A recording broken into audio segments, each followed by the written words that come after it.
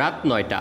এয়ারপোর্টে তখন ফুল হাতে শত শত মানুষ। এয়ারপোর্টের করিডোর ধরে বাবর আলী বেরিয়ে আসতেই মুহুর্মুহু স্লোগানে প্রকম্পিত বিমানবন্দরের বাহিরের চত্বর। এরপর মাথায় তুলে উৎসব, কেউ ফুলের মালায় বরণ করছেন, কেউ বা করাচ্ছেন মিষ্টিমুখ। এভাবেই এভারেস্ট জয়ী কৃতি সন্তানকে বরণ করে বন্দরনগরীর মানুষ। পৃথিবীর উচ্চতম পর্বতশৃঙ্গ জয় করেও তার মুখে এতটুকু ক্লান্তি নেই। হাসি মুখে নিজের অভিজ্ঞতা জানাতে গিয়ে হিমালয়ের প্রবল তুষারঝড় পাড়ি দেওয়ার গল্প শোনান বাবর আলী। গরম গরম রুটি, সাথে সুজির হালুয়া, দুর্দান্ত জুটি। তবে জুটি জমাতে চাই তীর আটা ময়দার সুজি, কারণ তীর ছাড়া আমার চলেই না। এভারেস্ট থেকে নামার সময় তুষারঝড়ের পড়াটা সবচেয়ে চ্যালেঞ্জিং ছিল, যে কিন্তু সেটা তো আর আমার হাত নাই। কিছু জিনিস আছে আনকন্ট্রোলেবল, আমি কন্ট্রোল করতে পারি না, প্রকৃতির ব্যাপার স্যাপার। আমরা শুধু এভারেস্ট জয়ই নয়, বাবরের এ অভিযান আরও এক কারণে বিশেষ। প্রথম বাংলাদেশি হিসেবে লোৎসে পর্বত জয় করেছেন তিনি। যাত্রাপথে মরদেহ দেখে ভীত হলেও লক্ষ্যে পৌঁছাতে তা বাধা হতে পারেনি।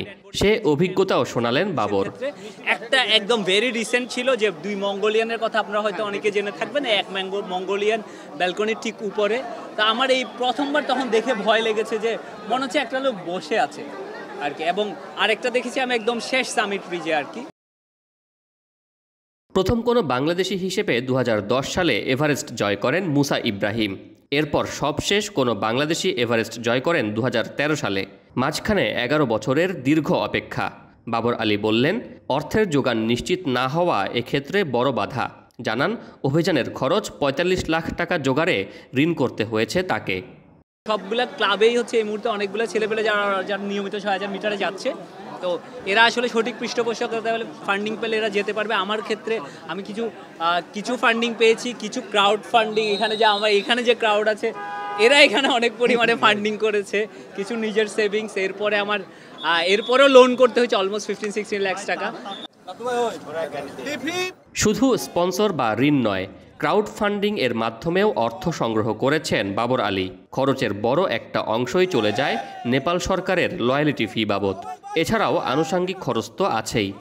এই পথটা আসলে রিয়েলি টাফ। এটা আমরা বলি এভারেস্টের চেয়ে উঁচু একটা পর্বত। এই ফান্ডিংয়ের ক্রাইসিসটা বাংলাদেশে আরও শত ছেলে আছে যারা বাবর আলীর মতো অর্জন করার সক্ষমতা রাখে।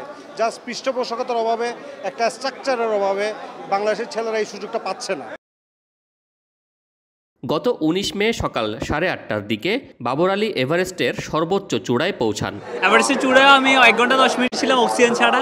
So I fail like some other day আমি কোনো 8000 মিটার মাউন্টেন যেতে চাই, সেটা অক্সিজেন ছাড়া। শোয়েব রহমান, এখন চট্টগ্রাম।